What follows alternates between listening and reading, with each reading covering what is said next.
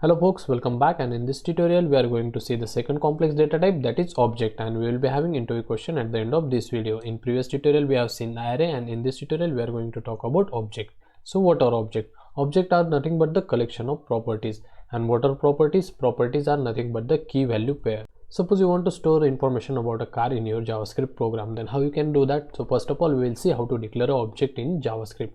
So we declare object in JavaScript with the help of those curly braces, and here we have declared an object named as car, and we have declared three properties, and each property is consisting of key value pair. So company here is the key, and value of our company is Aston Martin. The name is key, and the car name of our car, so value of the name property is db9, and the color of our car is black. So in this way you can declare object in JavaScript. So let's see how we can access the properties of our object and manipulate our object in practical implementation.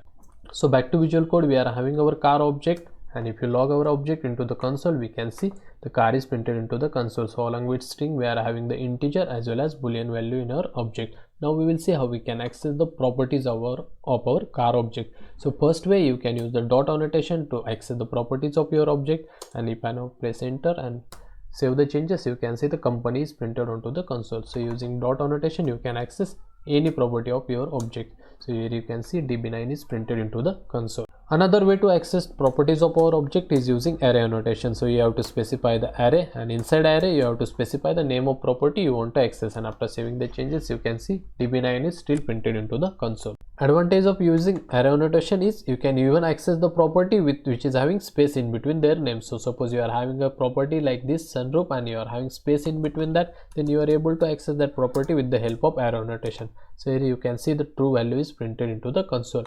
But if you try to access that property with the help of dot annotation, then we will not be able to do that, and we will get compile time error.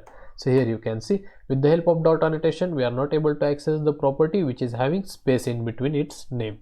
Now we will see how to add new properties to our object. So here you can access car object like this, and here you can specify new property like this. I am specifying, and here we will specify the value of tail light is equal to 2. Now if we log changes to the console, now we will see the new property is added in our object, and the value of that property is 2.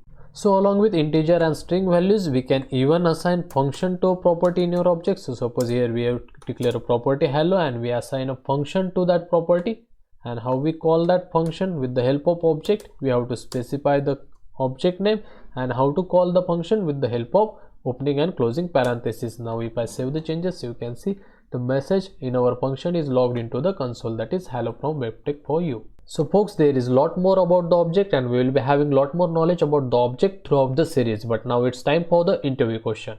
How to check if a property exists in an object or not, and we can use the in operator to verify if a property exists in an object or not. Suppose we are having an object like car, and we want to check whether the trunk property exists in our object or not, then we can use the in operator like this, that trunk in car, and it will return false because the trunk property is not there in our object. And suppose if we check like this name in car, then this will return true because we are having name property in our object. So in this way you can check existence of your property in your object. So folks, that's it for now. See you in upcoming tutorial.